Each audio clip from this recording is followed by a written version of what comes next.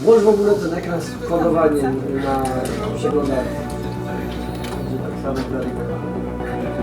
Hello, I'm Piotr Derkowski. I'm working on the RoboCop ROG City as a lead programmer. RoboCop ROG City is a first-person shooter game based on the RoboCop universe. Its action is placed after the second RoboCop movie and before the events of the third RoboCop movie. Besides shooting, it collects as well some RPG elements like different dialogue options, skill tree that RoboCop can unlock, and also some enhancements to Auto 9 weapon, which is the basic arsenal of RoboCop. For sure, when we started implementing RoboCop ROG City, we want to be one of the most immersive experience of being RoboCop, and to do it we needed to make a lot of different choices. Besides these gameplay touches that we wanted to introduce into the game, we want to make it as visually appealing as it can be. This is where, for example, Unreal Engine 5 could help us achieve this. We decided to implement the newest DLSS technology with NVIDIA frame generation. Both of them are running currently on 40 series GPUs from RTX. Together with both of these technologies, we can add to the game the fluidity that it needs in the most demanding times. Currently, PC players, they are very often investing in high-resolution monitors, and they want to, for example, play the game in 4K screens, which wouldn't be that easy to obtain if we didn't introduce some additional technologies would support it and lower the GPU workload while playing the game. So with deep learning super sampling, we can render the game in lower resolution, and later with DLSS it can go to the higher resolution without dropping a lot of visual quality of the game.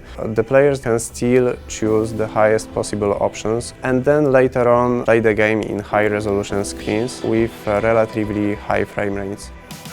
And together with that NVIDIA frame generation, it allows us to add additional frames inside, which in the end can sometimes add to more than 50% of the frames in the game, which is also visible in the situations which are CPU bottlenecked, because the frames are being generated automatically to the game.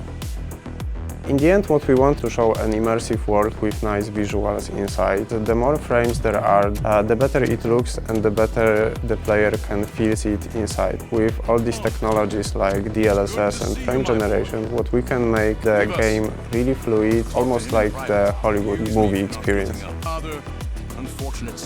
Well, from our side, we encourage you to invest the newest 40 series GPUs from NVIDIA, because inside it you can take advantage of DLSS 3.0 plus NVIDIA frame generation, and both of them could be also found in the Asus ROG Zephyrus series with 40 series GPUs inside.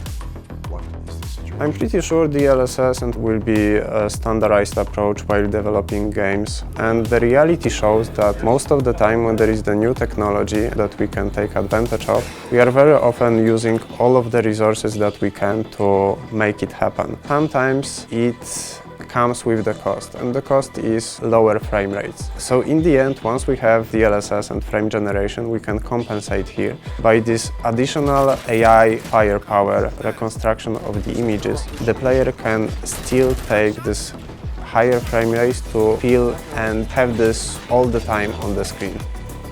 Together with the latest Asus hardware, both of these technologies are automatically unlocked in the game. We want to thank all our players for all the positive feedback we got, and we hope you will still enjoy exploring streets of old Detroit.